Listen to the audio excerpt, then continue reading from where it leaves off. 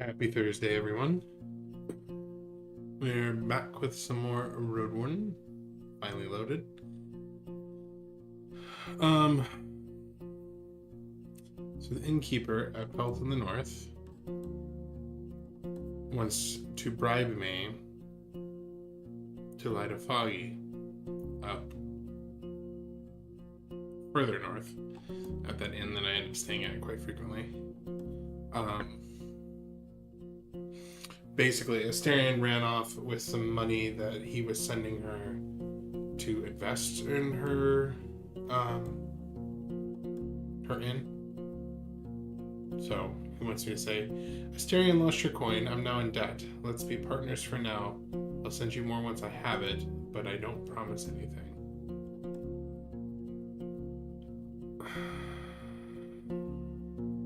So yeah, now I just don't know. I guess I can ask why I even bother, but just in case. Let's quick save here. He makes a nervous hiss as he breathes through his teeth. I plan to sell furs to her in the late autumn, and I hope she'll keep sending people here whenever they stop at her place. I want to stay on her good side, you see. She doesn't get hurt in any way. Bah, I'll spread a good word about her if it comes to it, until I head back home. And if the winds change and the city folk start trading here once the roads get safer, he meets your eyes, I may return to our deal.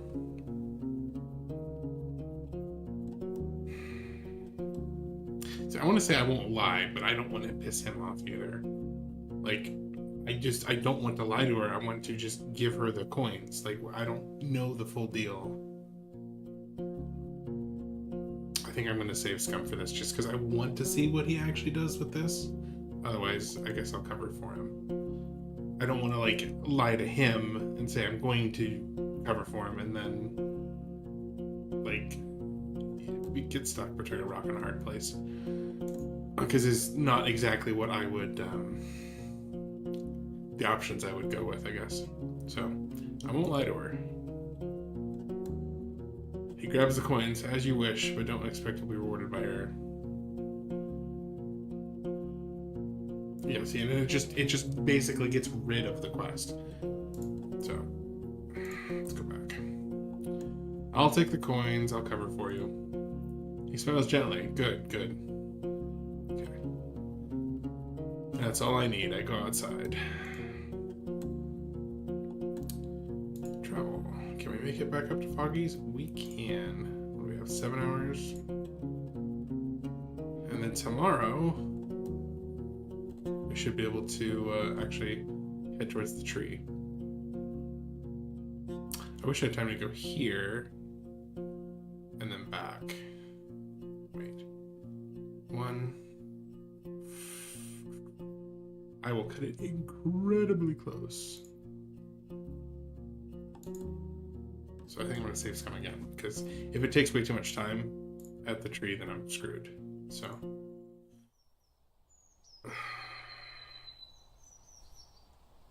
Actually, it was probably... Oh no, I can still do it. Alright, we approach the altar. I offer a magical item. A spirit rock. So boom, it shatters again. Okay, so it still needs more.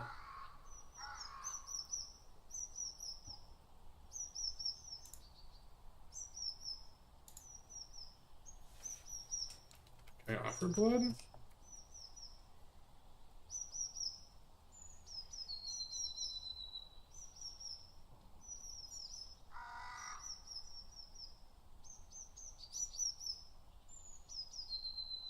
Cool, so I can. Alright. Your blood spills on the altar and sinks into it before it gets to the edge. The tree greets your offering with a moving, stretching branches. Okay. So I could do that every once in a while and hopefully get it done. Okay, I walk away. And we travel. Back up to Foggy's.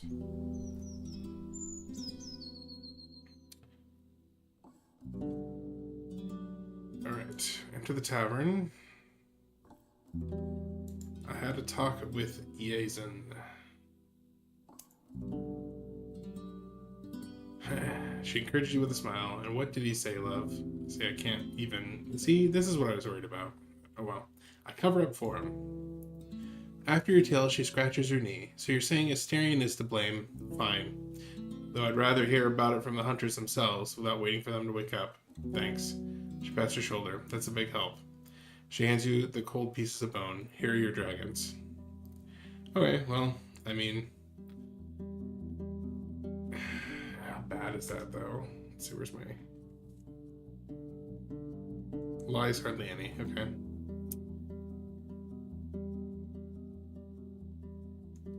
So, I gotta be careful with that, because I feel...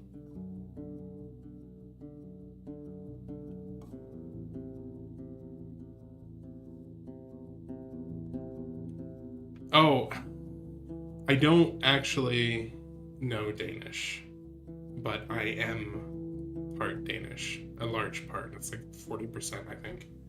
Maybe a little bit less, I can't remember. It's like 30 to 40%. I just, my profile picture's Great Dane, because, I mean, people probably recognize the dog more than if I put, like, a Viking symbol on there or something, but my name also happens to be Dane, so it works itself in there. All right, so let's go ahead and sleep here for the night, and then we can go to Creeks in the morning.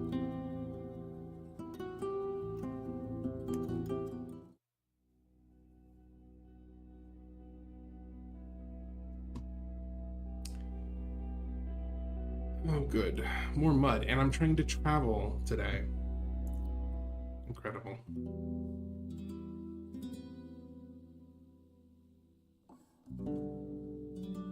I haven't heard about the fire. Is there a big fire going on?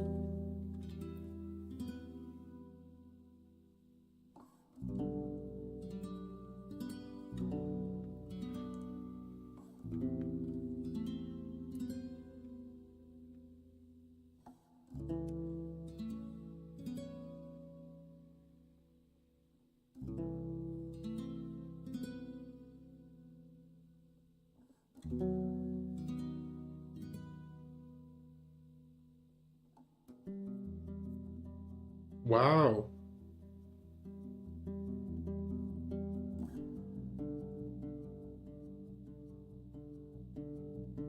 They still don't even know what caused it? It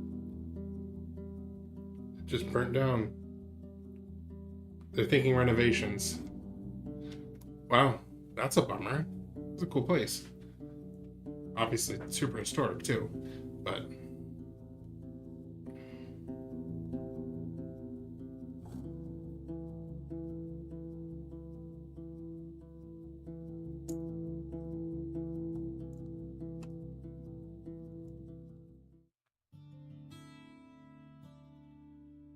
All right. It is day 18.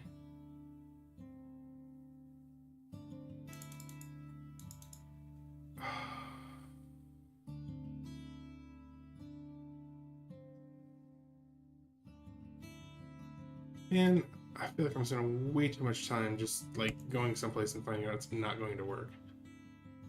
Let's see, 7 hours.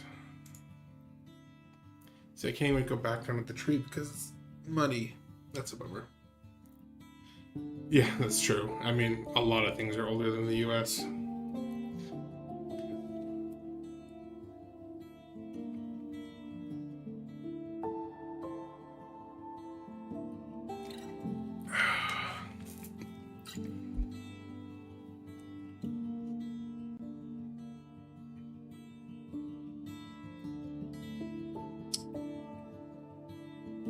Guess I could... Man, I don't even have a good place to go then. I have a lot of coins. 12 hours. Can I make it to... No. Not make it to Howler's... Oh, wait. 12:45. I'm literally 15 minutes off. That is lame.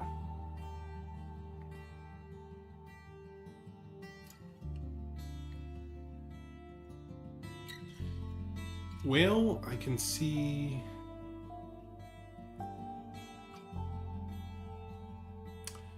I could forage. I guess I could check the cabin. Maybe I can put something up on the cabin. We'll try that.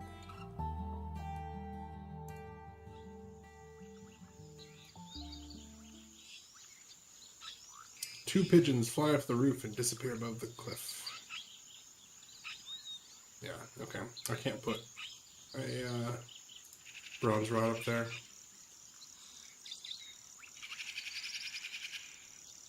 Bummer.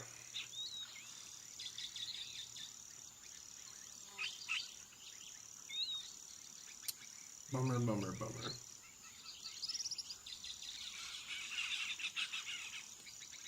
Well, at least hopefully it won't be muddy tomorrow. Do some foraging.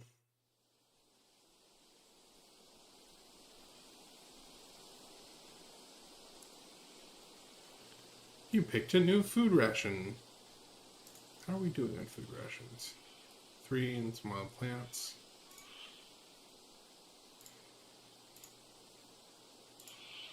I still have 8 hours to futz around. Let's see if we can gather some stuff in the garden, I guess.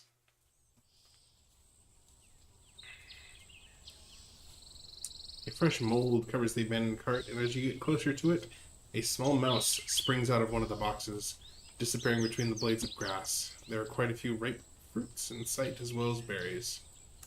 Alright, spend some time.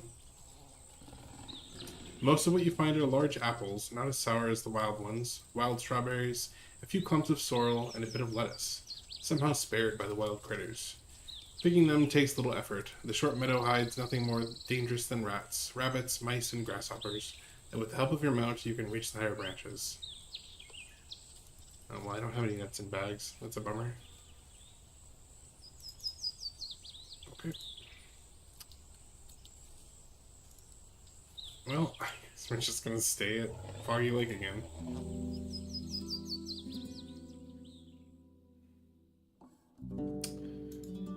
Alright. Sleep.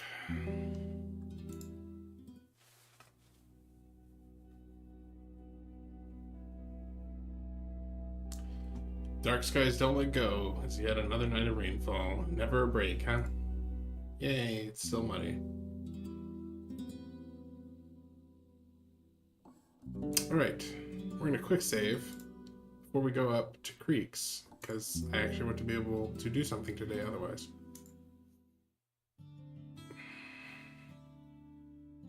Hey! I have a day to spare. I ask around to see if any locals need protection on the roads. Oh, wait. I probably just wasted all that, because maybe it's Eli that'll tell me the eastern path. I do fully know the road. Okay. I swear, I get, like, sent looping through stuff, and then I stumble upon it later and it works. It takes too much time. But anyway, I have a day to spare. Ask around to see if any locals need protection on the roads. Sure. A few hunters would like to get to know the gargoyle infested forest that grows nearby. The task will take you an entire day and make it dangerous.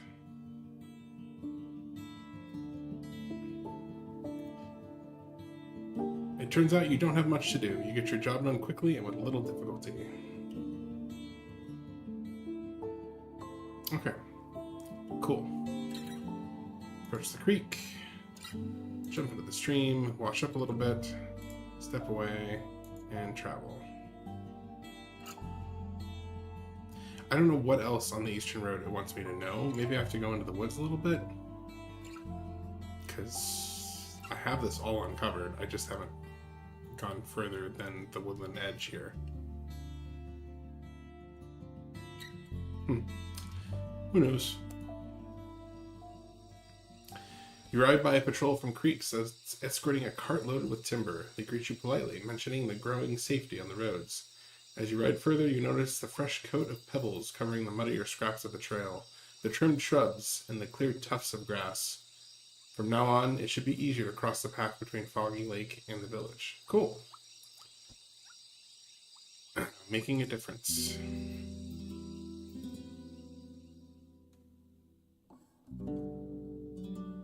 The grass in the animal pen has managed to grow back a bit, which your mount welcomes with droopy, relaxed eyes.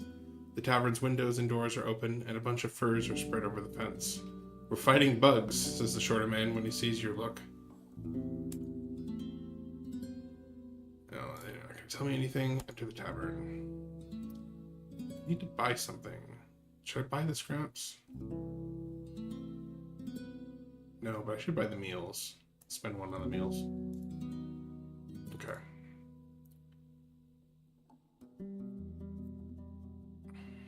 Let me know if you have anything else for me to do.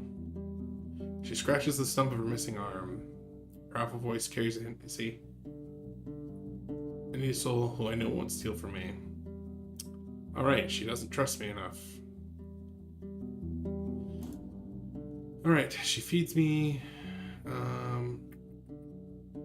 With 3 more meals. Let's go ahead and sleep. At the room. The halfway point is behind you. In just 20 days, you'll need to ride back to Hoplevin. Otherwise, the roads will get too dangerous for a lone rider. I could also speak with Tulia. Maybe she'll be willing to head to the city earlier. I'm not ready yet. There's still so much I need to do. Alright. We'll go and eat again. Time for me to go. We're not muddy, so we can actually maneuver around.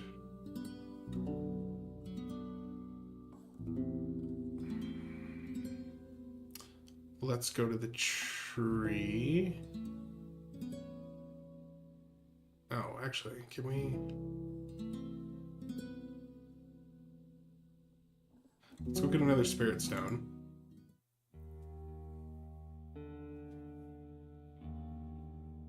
You hear heavy steps and the sound of large objects being dragged around.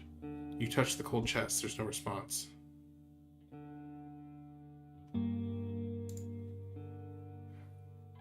Okay, how long is she actually going to make me wait? 10 hours, 15 minutes? I wait for 6 hours? Okay.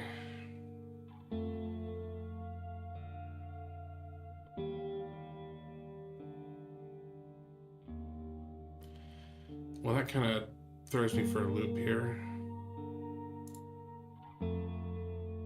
I guess I can get to that inn. I can't do anything else I wanted, though. Yep. 1776. I mean, officially 1776. Obviously, there was people settled here for quite a bit longer. Where was the building you were staying at? If you don't mind me asking.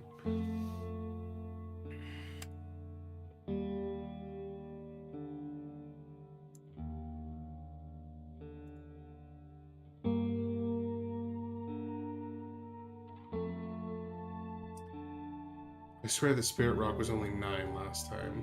Why is it more expensive? Whatever, I guess I need it. Alright, well, I guess we go stay at Pelt of the North, then we can get to the tree again tomorrow.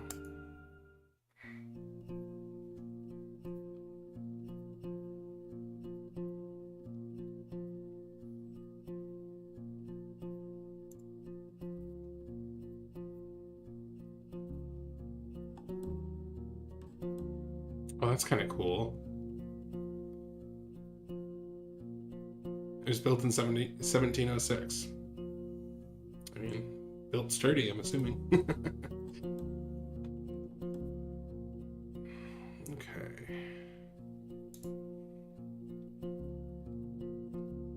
Let's go ahead and sleep here. Luckily, we get to get all washed up.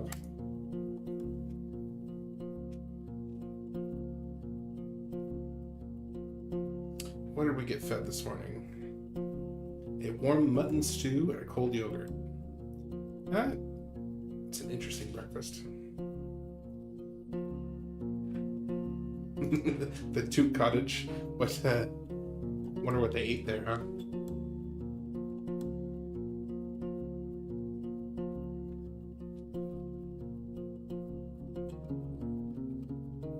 Okay, that makes more sense. So they had a. Well, what did they? Oh, a horn. Okay. See, I don't know. It's a lot of fun learning about little tidbits of history that have actually survived instead of, well, limited U.S. history, I guess. What we got by with, 300 years ago.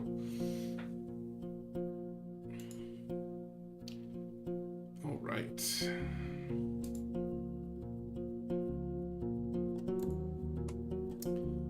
Let's go to the Beholder. We'll go ahead and leave some more blood.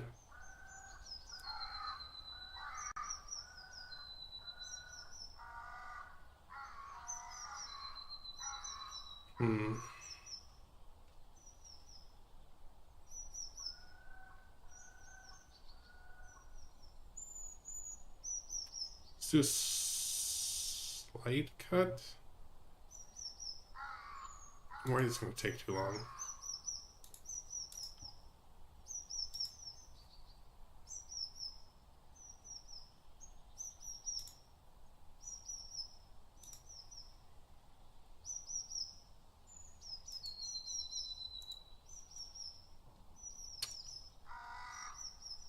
Yeah, okay, see, that one would just drop all of my vitality. We should be fine, right? Okay.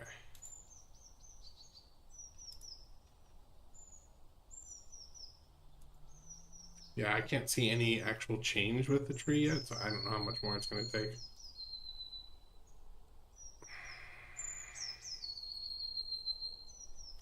Let's go ahead, see if I can get my gambeson repaired.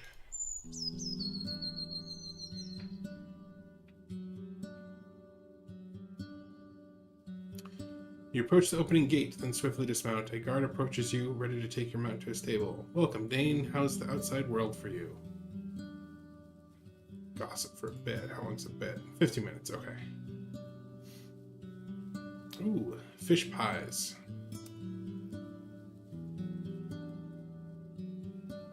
I'm broke. My mount only needs some hay, water, and peace.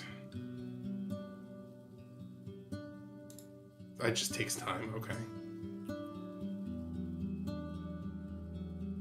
You're wandering through the village. A young couple is holding hands as they wish you a great day. You smell the pleasant aroma of ground herbs as well as freshly baked bread. We're going to go to the tailor. Any idea who could have... Oh, cool. Any idea who could have left this rawhide behind? I found it at the northern road. Bring it close, but do keep it away from my fabrics. After a minute of examination, she tells you to take it away. Very sloppy. Those from Creeks do not know what they're doing. We would not buy it, no doubt. Okay. So maybe it's the old lady in Creeks that wants it? Alright, nature services.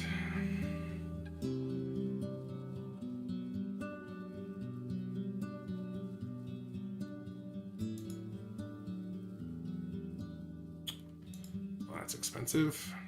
Okay. Good luck. Let's go to the Druidess. Living side hasn't changed much.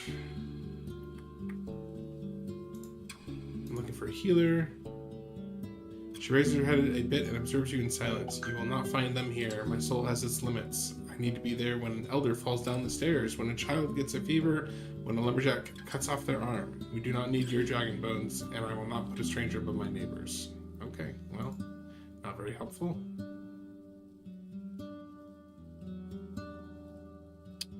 The main square, and we will look for the mayor. The guard informs you that she needs to look for her, so you sit down on a bench and wait for what feels like an eternity. When Thais joins you, she apologizes for the wait, though her voice and eyes are harsh. I bring news about the other parts of the peninsula.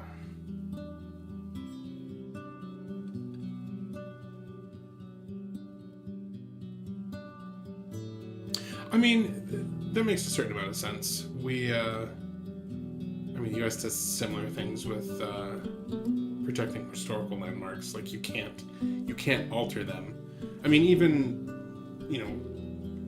regular houses or homes or buildings, if you want to make, like, if the laws change for something, but you have an existing structure that doesn't quite fit that, you grandfather it in, and then if you want to change it later, then it has to follow the rules.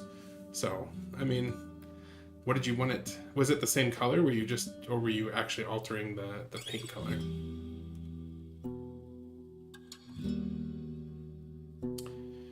She glances at a nearby waiter, a young girl who walks away quickly. Seems like Yazen is looking to purchase Foggy Lake. That's far from ideal. Allowing 2 inns to be controlled by a single soul may cause trouble for the third one. She points at Ape Ale with her thumb. And in this case, the third one is the one that really matters. She leans back and starts to tap the table with her fingers. That's all I have to say. You surely don't avoid hard conversations, do you? Most city folk feel hesitant when they meet pagans. She smirks, but the hand clenched around her deer buckle makes you alert. Are you that open to strangers, or did the United Church loosen its grasp? I'm interested in who could take their place. The guards and artisans? The army? I mean, that is kind of funny. It's like, here, we just want to apply this. You have to get it, like, assigned that, oh yeah, that's fine. Make it the same color. I guess if they didn't, though, how could they hold it to a certain cultural standard? If they didn't actually put any sort of regulations on it.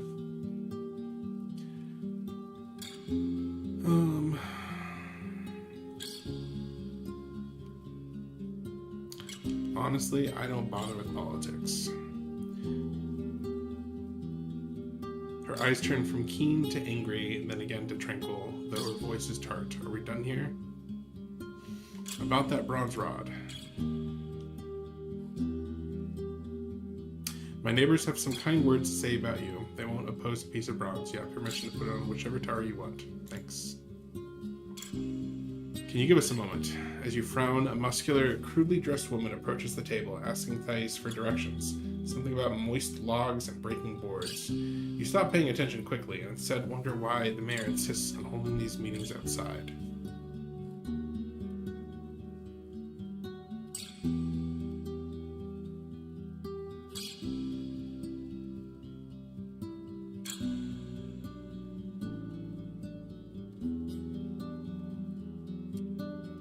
It's all theater. She wants to show how, well...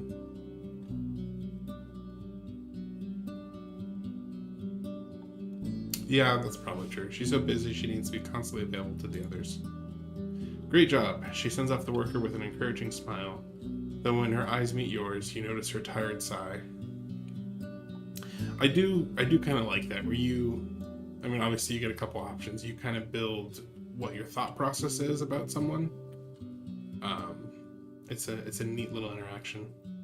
Thank you for your time. Alright, let's go to the trader. What do you have for sale? Of course, I spent all that to upgrade my gambeson and stuff, and I don't have enough for the axe. Oh, I really like it. I mean, obviously, the entire game has to carry itself on the writing, so it has to be phenomenal. It has to be the focal point. Did you really? What did you end up playing as? Did you play as a fighter, mage, or scholar?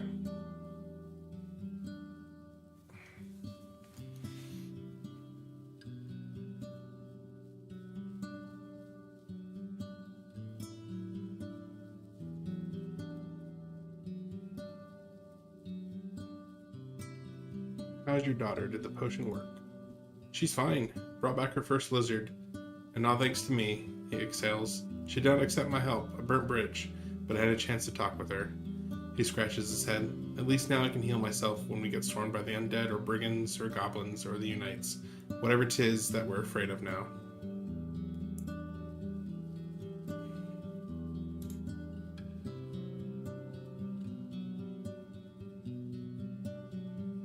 Now, when you converse with people, is there a lot more options or just some? Because I assume, like when there's fighter options, right? It usually shows up with the axe, like, oh, you can do something, with forceful action.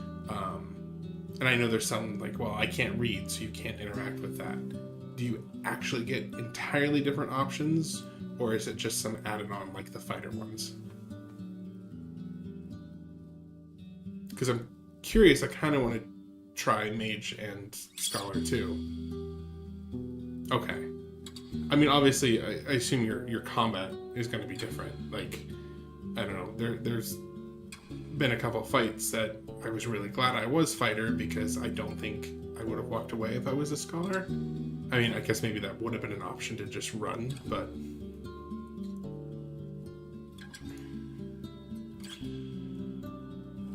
Alright, since Thais has allowed me to do so, I'll place a bronze rod on the top of a wash shower. Should be done in about half an hour. You approach the same tower you've climbed before.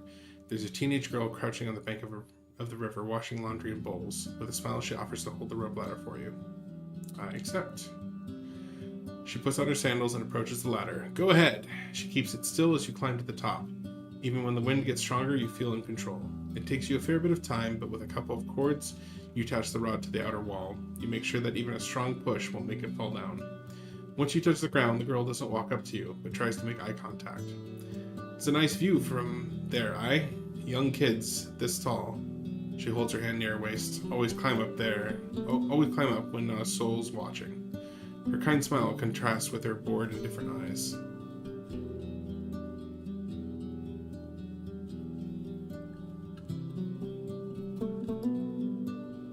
Oh, okay.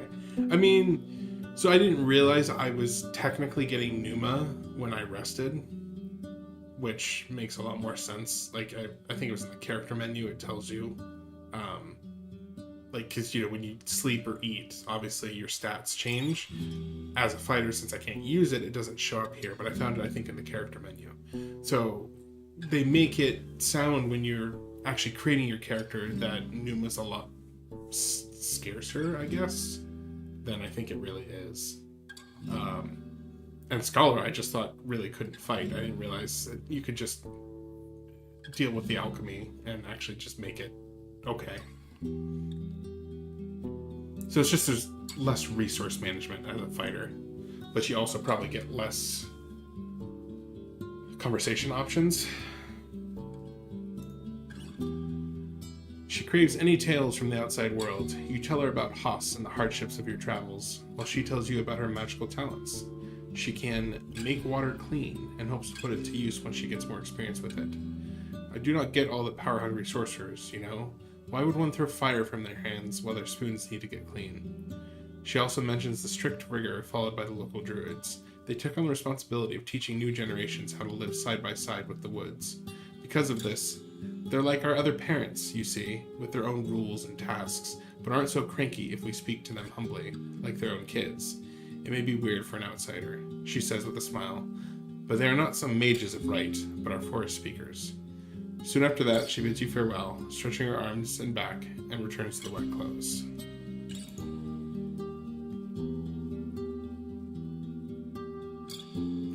Well, you probably played more like you expect your class to play, instead of just lumbering along like a fighter. You treated what you were doing, your reactions, how you spoke to people, like a mage or a scholar. I kind of feel like I'm trying to play the hero, I guess, which in games like this I tend to default to. Like, I don't want to be the jerk. So I feel like I would probably get myself into pretty terrible situations if I was a scholar and just trying to be like, oh yeah, I can be the hero here. But I don't know. I have to do another playthrough. I probably would just burn through it in a couple hours. They search for herbs. She'll join a group of guards and druids in their search for useful herbs, ready to carry the elders on your palfrey to safety if needed. This task will take you about half a day and make it dangerous. Work for a coin. Cool. Turns out that you don't have much to do. You get your job done quickly and with a little difficulty. Okay. Well, that didn't take near as long as I thought it was. Because of my hair on my heart. Yeah, if only. I appreciate that, though. Alright, I should go and talk with the Elder to see if he has something to say about the Beholder, because I have no idea how much I need to put into this thing.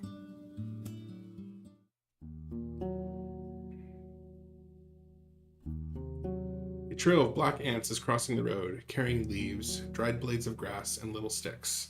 The old man is sitting on a wooden stool between the garden beds weeding. The torn plants are resting in a small basket. What do you need, traveler?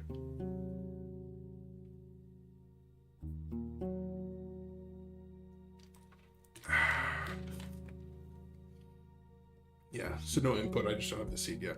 Okay.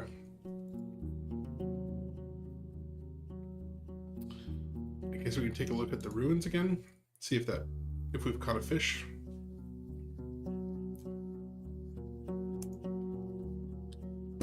It's been like 2 days. Oh well. Just killing fish at this point.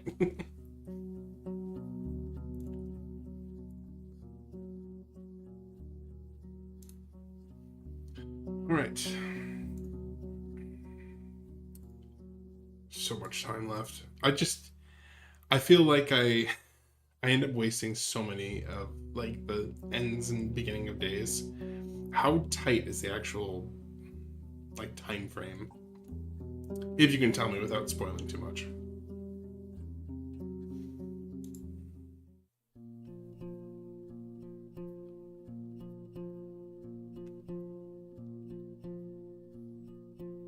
Ooh, armor's here. Oh, right. I don't need the gambeson repaired. I think it's just normal difficulty. I don't remember what it was called. I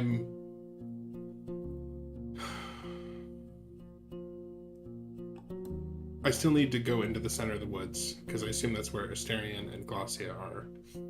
I'm presuming there's also a dragon there I would have to deal with, potentially.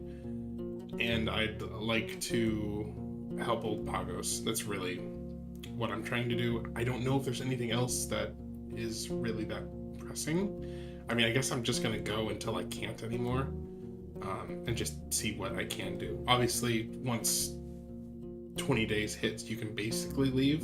I assume that just always triggers then, but...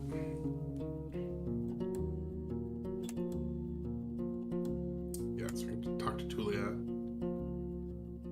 Yeah, see, I can just finish it now, so...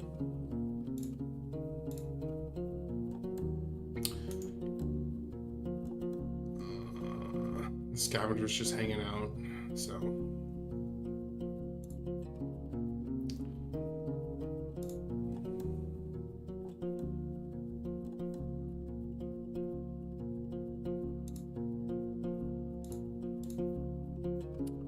what do you have? So you just buy a whole bunch of food rations.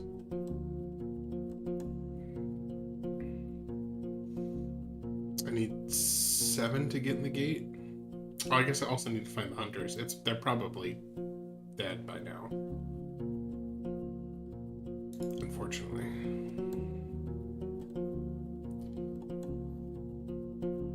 Oh,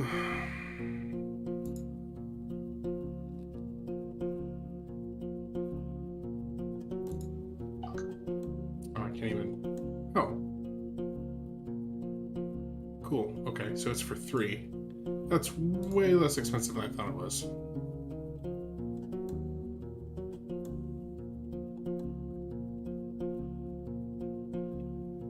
So you get basically like what happened to everyone at the end.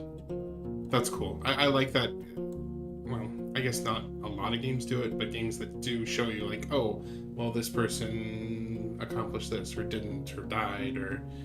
I like that. That's nice. Alright. I guess I have to futz around for a little while.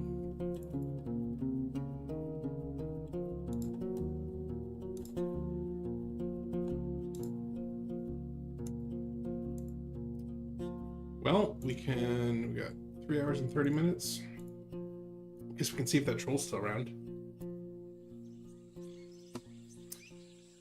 The road is covered with paw prints. From time to time you spot bloodstains spit out by someone with deep wounds. The black carrion eaters are circling ahead above the camp. I may need to turn around.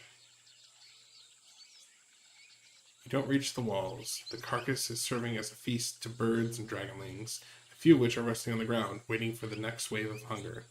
One of them gets back on its paws, giving you a warning stare. The path of the troll's charge is marked with broken arrows and puddles of blood. Soldiers fought bravely, but the camp will be of no use until someone arrives here with a wagon of timber.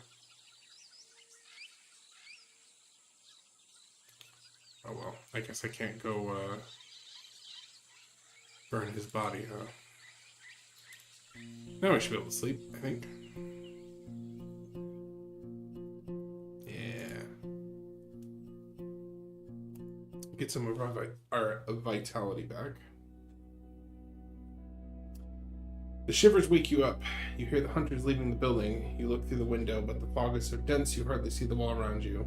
Still, they are being patrolled by the night shift, which places torches and carries lanterns. While I'm looking for a candle, I think of the many times I've heard parents telling their naughty kids that the fogs will take them.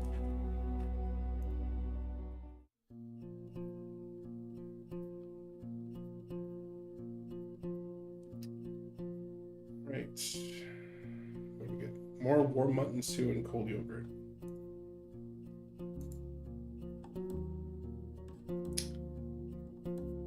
Okay. Let's...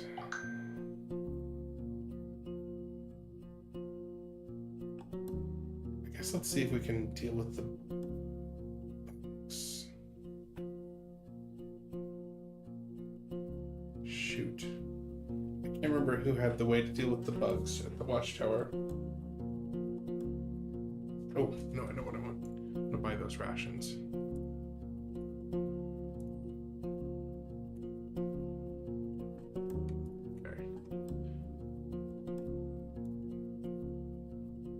This gate open.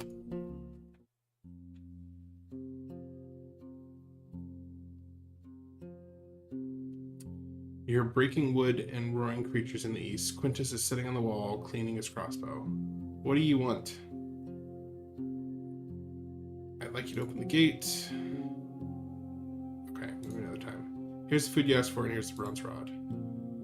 His wide grin makes you think for a moment that he's going to swallow an entire package at once. Leave it to me. I'll shove it into a crack. With 1 or 2 cords, it will resist rain, frost, and fogs. About your duty. What's there to say?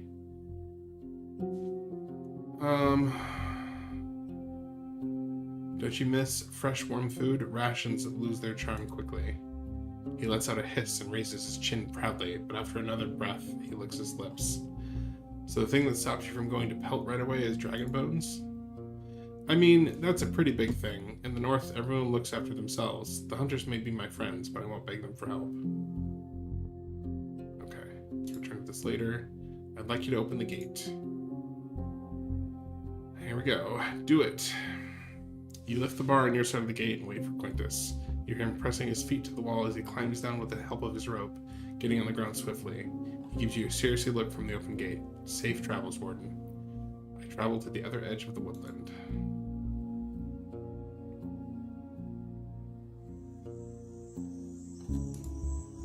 The forest gives way to rocks and green hills, but among the tall trees are numerous monkeys, sitting in small groups, loud yet shorter than half your size. They distort the green leaves with red, brown, white, and blue fur. As you approach their territory, their excitement grows. They climb up and down the trunks, sway on vines, jump between branches, or hang down, putting to use their long tails. They throw at you countless angry glances and grunts, but also cones, branches, and chestnuts.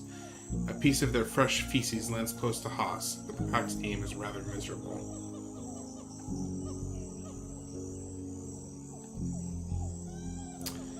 I need to endure it. I ride forward. You try to shield yourself with your cloak, but you enter an avalanche of missiles. One of the rocks painfully hits your arm, but your gambeson is in great shape and softens the blow. Soon after that, your shoulder blocks something from reaching your forehead. You rush Haas, which is more than happy to follow your command. The monkeys follow you, swinging between the trees until they reach the edge of their territory, letting out triumphant shouts. Well, let's get out of here. Gross. They're just dirty now. Every minute or so, you get lost in the dense woods. When possible, you stick to the remains of the beaten path, clearing the overgrown thicket that blocks your way. But it would take many more travelers to sustain such a trail. The land around you may lack greens, but it is far from being empty. The fallen boughs and dead stumps are slowly devoured by ants and mushrooms, a web-like labyrinth of wooden walls, while the white termites, larger than your hands, continue their never-ending march. Their guards notice your presence, but simply form a warning line in front of their workers. The trees are taller than the temple in the city, with trunks resembling the legs of giants. The shadows are cast like a carpet, and the few beams of light nourish the sparse brushes and ferns, the only plants that aren't choked by the rotting late summer leaves, shaped like toothed squares, as large as your face. Now that I'm more familiar with this part of the forest, I may be able to find a smoother path. The road is bright, empty, surrounded by sparsely growing trees, gentle hills, and meadows. It leads you to a cairn, a pile of rocks ranging in size from your abdomen to your fist. There's also quite a few tiny pebbles. A narrow, hardly passable trail leads south, but likely won't survive another year without travelers. Look for a spot where I could place a rod for you, Dosha. You look for snakes in the grass, grab the reins, and climb uphill, through the sparse flowers and grass as green as a merchant's dress. The few trees you pass by are healthy, but unremarkable, more like shrubs with trunks. You get a nice look from the top of the hill, but even from here you can't see the tips of the trees to the north and west. You're surrounded by the walls and blankets of greenery. You approach the closest scrubby tree with thick branches that grow right above the ground. I prepare the rod. You allow Haas to graze, then step on the lower branches, getting up quickly. You lean your weight against the dry bough, holding the bronze rod with one hand and tying it with the other. In no time you... Oh, shoot. Let me do that. In no time you land back on the grass. I climb down the hill. I look for the tracks that I found at the fallen tree. Without a doubt, the travelers were here, led by the person in hard heels, though there are more tracks around, both older and younger. I take a closer look at the cairn. It's wider than two people standing side by side, and taller than Haas. The grass surrounds it tightly. It must be years old, but could just as well be older than any village in the north. You find rocks in many colors, including red, cream, white, black, and blue, and many dotted or mixed ones. While the cairn stays firmly beneath your touch, it would be easy to shatter it with a pickaxe or a simple swipe of a dragon. You also notice pieces of old chicken bones pressed among the rocks. Unfortunately, no coins. I step away. I dismount and follow the tracks west, I think. They soon turn north into an old game trail, wide enough for your mount to enter the thicket. After a few minutes, and with little effort, you reach an even wider trail. You get back in the saddle and ride uphill, following a convenient rocky trail, covered in sunlight, cleared of plants. Once you get to the top, you look around. From here, you get a good view of the heart of the woods, and spot the smoke coming from the villages far in the distance. The further path ends at the ravine. You look over the edge at the gentle brook far below. The hole is too wide to be crossed with a jump, even for Haas. You narrow your eyes. On the other side is a simple bridge made of logs and ropes, now rolled up and resting by a green shrub.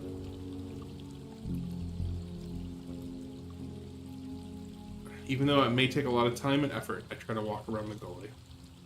Oh boy. Moving downhill is filled with sweat and blood, as well as disappointment. To lead your palfrey down, you were forced to seek the gentlest slopes and ledges. Your arms are burning from swinging the axe. Thankfully, the small critters stay away from you, and you can rest at the crystal clear water while Haas quenches its thirst. Finally, you get back to the main road, which leads right back to the forest. At least I can use the bridge on my way back. The trail is canopied by overhanging trees, and so narrow that your mount will struggle to turn around. Staying on foot, you grab the lead rope and follow the corridor carved in the lush thicket. I try to ignore the scent of rotting leaves. Soon after, the path widens a bit. You notice a shell larger than your own torso. Its 8 legs are as long as you are tall, clinging to a tree that's on your way. You freeze. The dark, hairy thorax matches the browns of the plants. Oh boy. not spiders again. I examine the spider from the safe distance.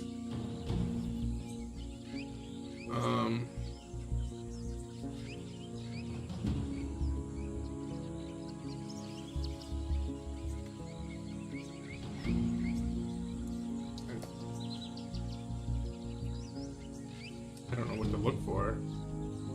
Weak point. Yeah.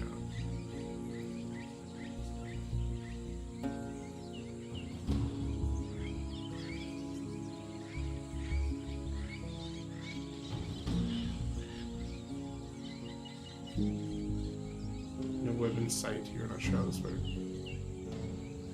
What? I can't. Way around?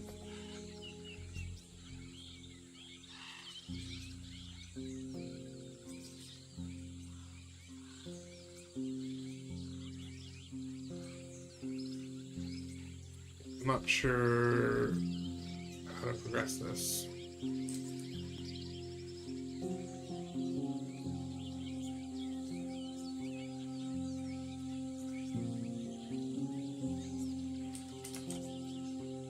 Yeah. Oh well, I guess. Seems like a weird interaction.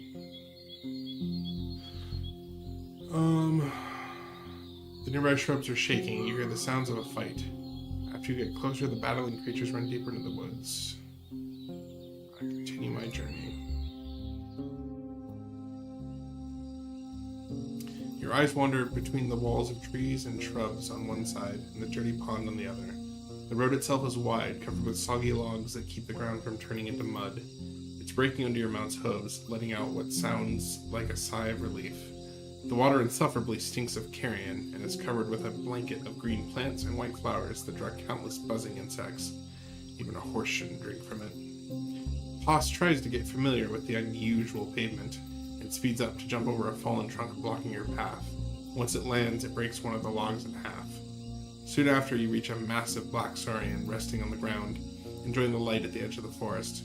It seems to be ignoring your presence. Once again, Haas canters. I trust its instincts. Once the monster raises its head, you're already in the air. The beast pushes itself away from the ground with its forelimbs, trying to catch any chunk of flesh with its massive jaws, but you safely hit the ground and return to a trot slowly. I pay attention to the dead trees sticking out of the pond. They look similar to that saurian. The colors of leaves range from greens to purples and overwhelm you with shadows. The stems of the shrubs twist in all directions, seeking the slightest scraps of sunlight. The trees are not too tall, but their trunks are as wide as buildings. The neglected road has been carved into the thicket, an inch at a time, a corridor of plants with a floor made of pebbles that give way to saplings and vines. From time to time, you pass by many turns, relics left by roaming dragons, unicorns, and trolls. Some of them are still used by beasts, boars, striped cats, or packs of goblins. The birds are sharing their songs, as cheerful as ever. When necessary, I clear any thicket that's in Haas's way. Oh boy. You reach a gap in the tunnel of plants. The meadow nourishes a lonely tree growing in the shadow of a rocky hill surrounded by humble grasses. Near the tree roots, a wolf without fur is feasting on a human corpse, unaware of your presence. Look at the wolf. It's standing on all fours, crouching forward, tearing away chunks of flesh with the massive canines. Its head, and especially its jaw, are wide and long, like those of a horse. Its brown shell is muscular, with pronounced shoulder blades, the hair resembling your arms, and a tuft of black fur at the end of its foot-long tail. The beast raises its head, its ears are shaking. Now look at the corpse. You don't see much from afar. It's in one piece, with blood-soaked clothing torn to pieces, indistinguishable from the loose flaps of skin. It has no sacks, bags, or equipment, but you spot a trail of blood leading into the trees. The creature must have dragged the shell from the deeper woods. Oh boy. Well, attack. I shoot at it with my crossbow. You have little time to aim as the large wolf strides towards you. The quarrel soars forward and the beast whimpers. The blood runs down its shoulder from the deep wound. It freezes for a moment, but then gives you another glance. I wait for its attack, ready to use my advantage. It walks around you with a lowered head, seeking an opportunity and getting used to the wound. You hold your axe firmly, trying to tell anything from the creature's black eyes.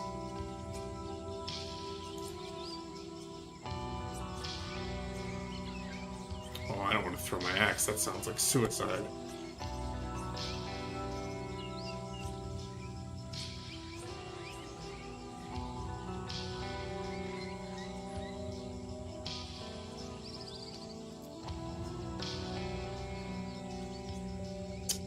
I want to pay to repair my gambeson again. Sure, why not? I'll bait it into biting my armored form and chop into its side. It tears through your jacket as if it's nothing, but you've got enough time to sink your blade between its ribs.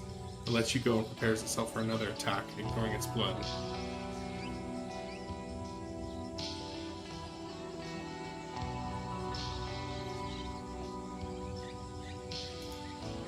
I intimidate it with aggressive gestures. You wave your arms about, showing it how large and scary you are. As you shout, moving toward it, it leaps away, growling and flinching nervously. No, I don't want to flee. I wanted to get rid of it. Oh boy, now it's just injured in the woods. And I have to repair my gambeson again. I chase after it until it disappears among the trees. You take a couple of deep, slow breaths and stretch out your arms, hostage looking around, stepping in place. I examine the corpse. Parts of its chest, face, neck, and arms were turned into a red mush. Wolf didn't break any bones, not even the ribs. The first worms start to crawl over its blood-soaked clothes. The human was a male with brown skin and short black hair. His brown pants and green jacket were made of dyed leather. Inside the left ear, you spot a trinket made of an animal bone, which contrasts with the dark skin and lures your eyes away from the blood. Knowing Ephron's description, you have no doubts you found the shield. Remove the earring from the corpse's ear. With a few splashes of water, you wash the cold blood off your hands and the knife. I consider burning the corpse. There's plenty of birds gathered at the edges of the meadow, waiting for you to walk away from their next meal. The larger beast will come soon. You don't have much time, surely not enough to make a fire. I can spare a few minutes, not more. You grab the only boot worn by the corpse and drag it toward the middle of the trail, then spend some time surrounding with dry sticks and grasses, then cover it with a single dry bough. The guts are likely to put out the fire soon after your departure, but maybe you'll be lucky. You light up a simple torch and set fire in a couple of promising spots. As the skin and hair start to burn, Haas gives you a weird look. You realize that it hasn't used any of his time to graze. I leave the torch here. I'll prepare another one before I go to sleep. Haas rushes you with a snort, but right away.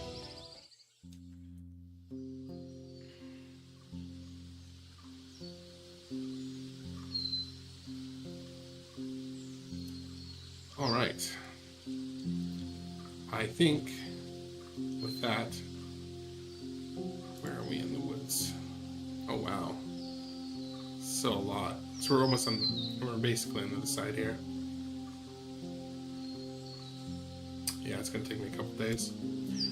I think we're gonna stop for now for this week, I guess. And hopefully nothing happens that will interrupt Tuesday of next week, and I can get my full 3 days in. Who knows, maybe we'll finish it this week, or next week rather.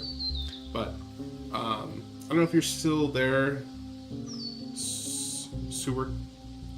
I don't want to say sewer cow, because that sewer cow.